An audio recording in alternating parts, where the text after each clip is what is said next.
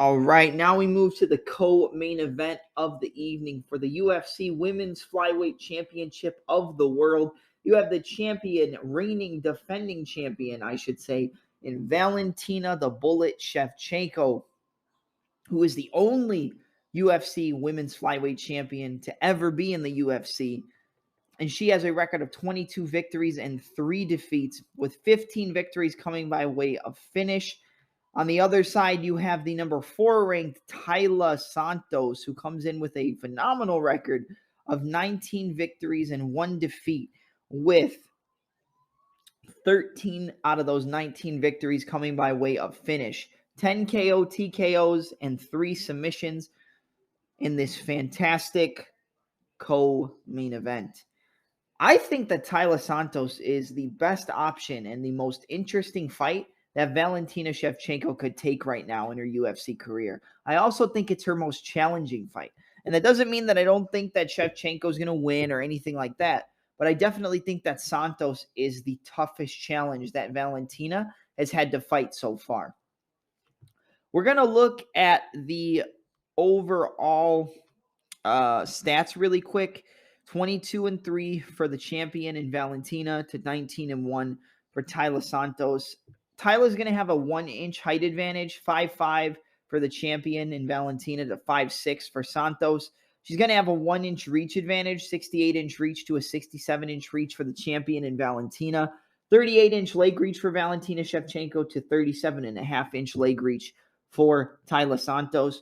We're going to look at the win percentages. 56% of the wins coming by way of KO or TKO for the challenger in Taila Santos.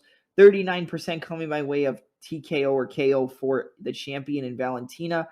30% coming by way of submission for Valentina to 17% coming by way of sub for Santos. 30% by decision for Valentina and 28% by decision for Taila Santos. Average fight time, 16 minutes, 45 seconds for the champion in Valentina to 13 minutes and 18 seconds for Santos. Knockdown average per 15-minute fight. This is where Santos actually edges out the champion with a 0.07 knockdowns per 15-minute fight for Valentina to a 0.56 for Taila Santos. So in every one of her fights, Santos gets 1 knockdown out of every 2 fights. That's basically what those odds or what that stat evens out to. So out of every 2 fights in her pro MMA career, she gets 1 knockdown per every 2 fights, if that makes sense. Even though she got like 2 knockdowns against Joanne Calderwood. When you look at the significant strikes, 3.21 significant strikes landed per minute for the champion in Valentina to 3.71 for Taila Santos, so it edged out for the challenger. Significant strike percentage, 52% for Valentina Shevchenko to 50% for Taila Santos. Strikes absorbed per minute, pretty close, to be honest. 1.87 for the champion in Valentina to 2.23 for Taila Santos. And then defense overall, again, neck and neck. 64% striking defense for Valentina to 63% striking defense for Taila Santos. When you look at the grappling, again, it's probably going to be very close. 2.62 takedowns per 15-minute fight for Valentina Shevchenko to 2.44 takedowns per 15-minute fight for Taila Santos.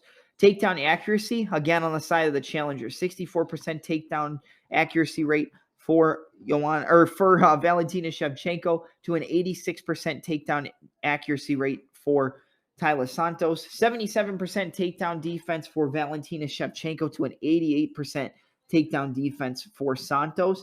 And then submission average per 15-minute fight, 0.34 for the champion in Valentina to 1.13 per 15-minute fight for the challenger in Taila Santos. I believe this is one of the only fights where Valentina is actually outmatched in a lot of the stats in the statistics, I guess, when it comes to breaking down the fight.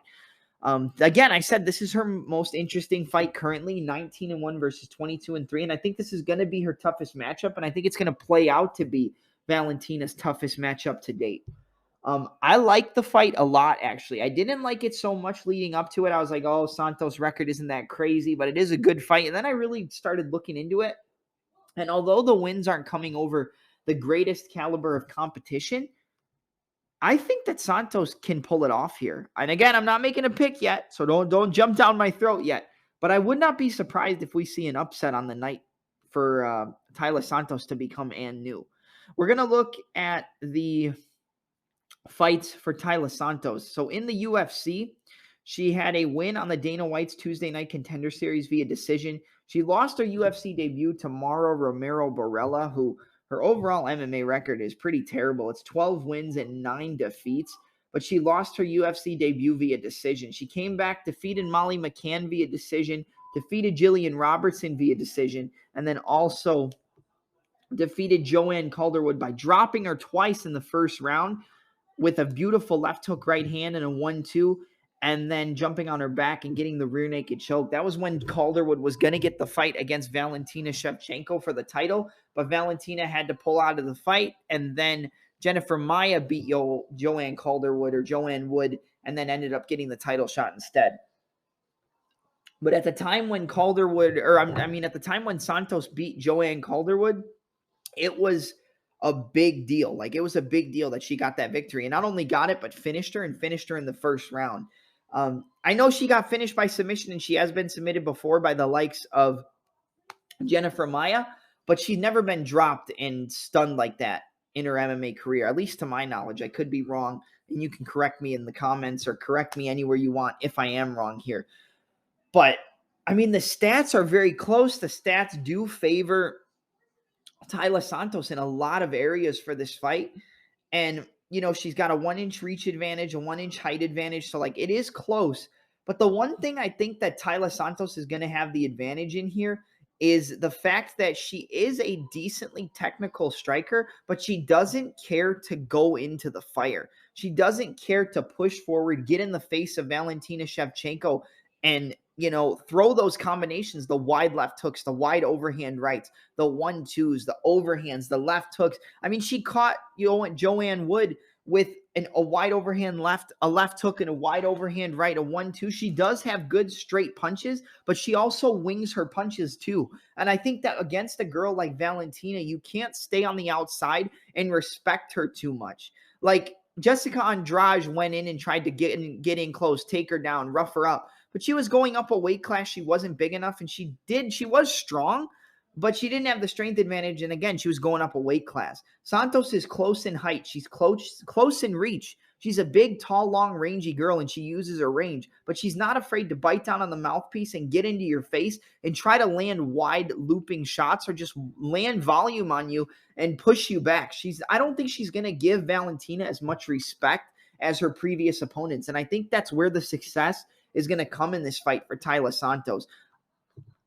I think that the fact that she does get in the face, wing those punches, and throw reckless abandonment sometimes is what can bring her to get a victory. Now, again, she did lose to Mara Romero Barella via decision. She beat Jillian Robertson via decision, who, again, not the greatest record in the UFC. She's kind of, I believe her record is actually pretty terrible. I could be wrong. Let's see.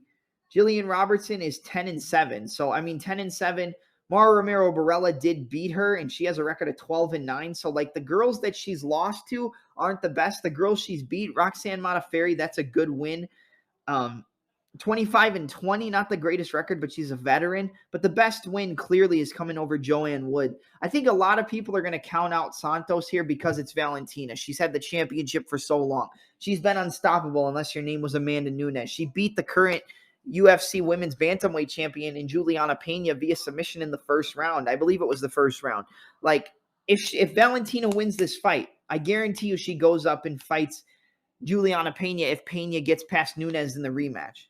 But honestly, I think that we're going to have the dog spoil the day. I think we're going to get one of the biggest upsets in women's MMA history and one of the biggest upsets in MMA history again.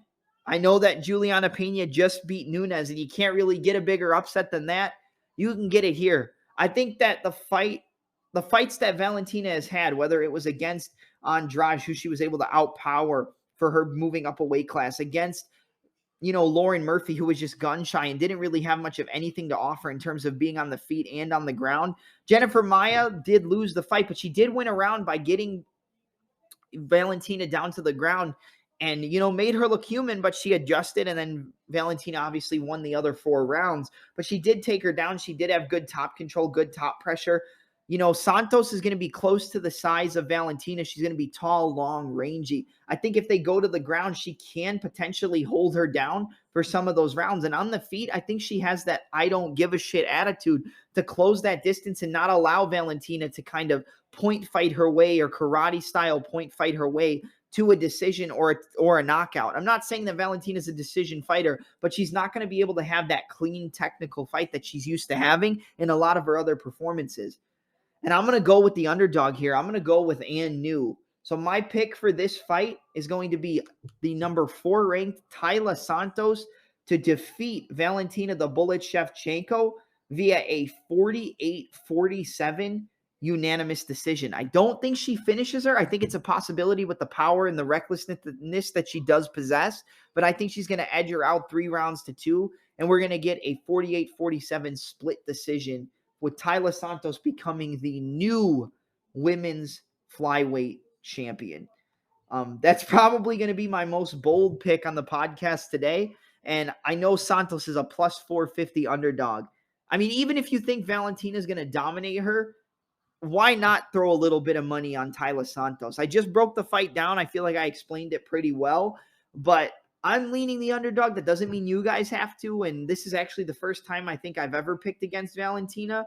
But man, I just got a feeling that the underdog's going to pull it off here. I didn't before I really started watching the film, but the more I watched it, I think she's got some things that can give Valentina some trouble. We saw a little chink in the armor against Jennifer Mayan. I think this is where the armor finally gets cut off the body. And Taila Santos becomes the new women's flyweight champion by defeating Valentina the Bullet Shevchenko via 48-47 split decision.